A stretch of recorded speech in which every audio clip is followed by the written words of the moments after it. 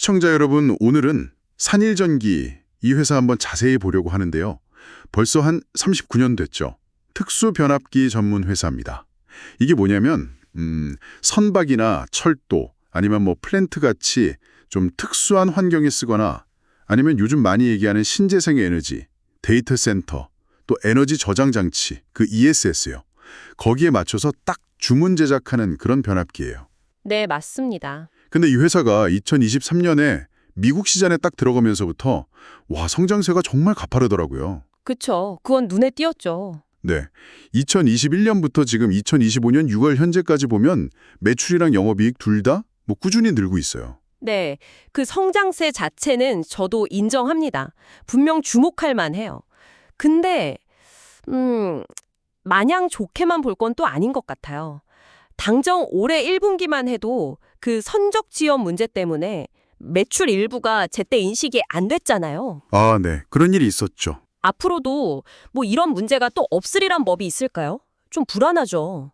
그리고 1분기 영업이익률, OPM이라고 하죠. 네. 이게 37%가 나왔는데 네, 엄청 높죠? 높죠. 대단한데 이게 과연 계속될 수 있을까? 이런 생각이 드는 거죠. 환율 같은 게 좋았던 것도 있고 외부 요인이잖아요, 이건. 그렇죠. 외부 변수가 있긴 하죠. 네, 그리고 수출 중에서 미국 비중이 68%. 이건 좀 너무 쏠린 거 아닌가 싶어요. 미국 시장 조금만 잘못되면 회사 전체가 좀 휘청거릴 수도 있는 거니까요. 리스크죠, 이건. 아, 물론 미국 비중 높은 건 맞아요. 근데 현재로서는 미국만큼 확실한 시장도 또 없으니까요. 기회는 분명하죠. 기회인 건 맞는데. 특히 올해는 그 미국 전력망 되게 낡았잖아요. 그거 교체하는 것 때문에 성장 기대가 꽤 크다고 보고요. 아, 그리고 작년 기준으로 보면 포트폴리오도 괜찮아요. 특수변압기가 한 45% 정도고 나머지 50% 정도는 송배전망에 쓰는 거. 그러니까 우리가 길 가다 보는 전봇대 위나 땅에 있는 그런 변압기들 있잖아요. 네, 주상변압기, 지상변압기. 네, 그거예요. 그걸로 한 50% 정도. 균형을 좀 맞춰가고 있어요. 그리고 미국에서 진짜 큰 민간 전력회사 두 곳을 고객사로 뚫었다는 거, 이것도 꽤 크죠. 그건 상관해요. 최근에는 생산 능력 캐파도 확 늘렸어요.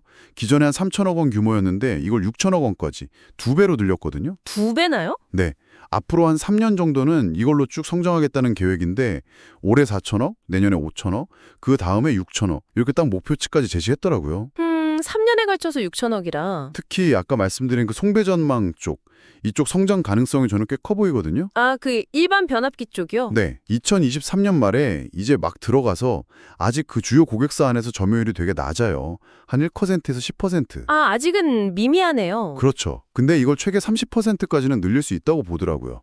그러면 앞으로 한 3년, 4년은 이쪽이 성장을 쭉 끌고 갈 수 있지 않을까? 아, 그리고 데이터 센터 쪽 매출도 늘고 있어요. BSS용 변압기라고 비상전원 시스템에 들어가는 건데 이걸로 아마존 같은 빅테크 기업들 수요에 간접적으로 연결이 되는 거죠. 캐파 증설 자체는 긍정적인 신호죠. 근데 그걸 3년에 걸쳐서 채운다는 건 반대로 말하면 단기간에 확 폭발적으로 성장한다 이런 기대는 좀 어렵다는 얘기기도 하고요. 그렇죠. 단계적으로 본다는 거겠죠. 그리고 산일전기 생산 공정이 이게 좀 사람 손이 많이 가잖아요. 숙련된 인력이 중요하단 말이죠. 근데 너무 갑자기 생산량 늘리려다가 품질 문제라도 생기면 어떡해요? 고객 신뢰 한 번 잃으면 회복하기 진짜 어렵거든요, 이쪽은. 그건 그렇죠. 품질 관리가 중요하죠. 네. 게다가 지금 2분기 신규 수주 속도가 좀 둔화될 수 있다는 얘기도 나와요. 관세 문제 같은 것 때문에요. 고객사들이 예산을 내년으로 미룰 수도 있다. 이런 거죠. 하반기에 좀 회복되는 상저하고를 기대한다지만 이것도 확실한 건 아니잖아요.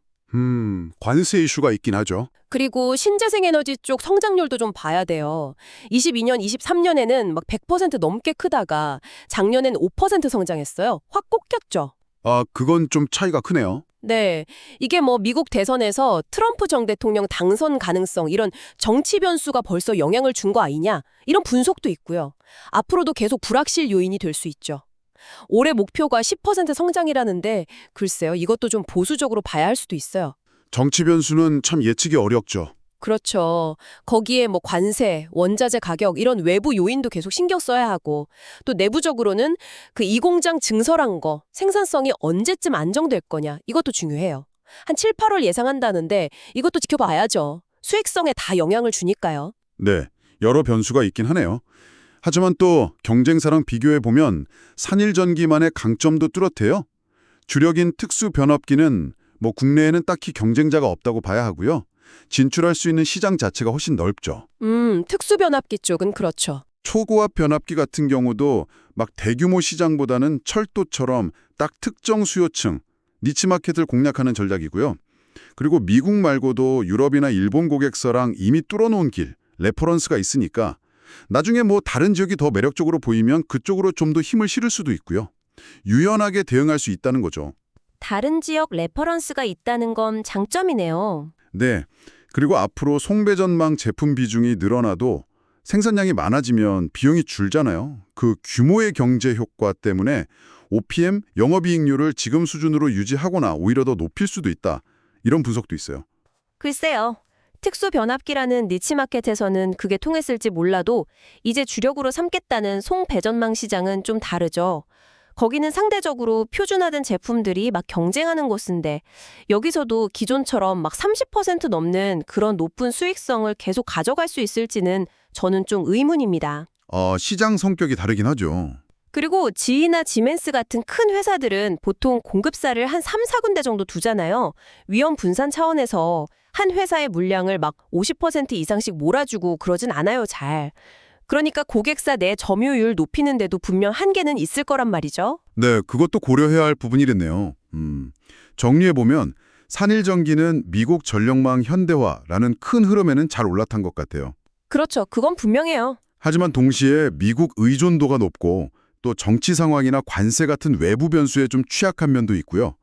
또 원래 잘하던 특수변압기에서 이제 송배전망 쪽으로 무게중심을 옮겨가는데 과연 기존의 높은 수익성이랑 품질을 계속 유지할 수 있을지 이것도 지켜봐야 할 것 같습니다. 네, 그게 핵심이죠. 시청자 여러분께서는 어떻게 생각하시나요? 산일전기의 이 성장 스토리가 앞으로도 계속될 거라고 보시는지 아니면 저희가 짚어본 이런저런 위험 요인들이 더 크다고 생각하시는지 궁금하네요.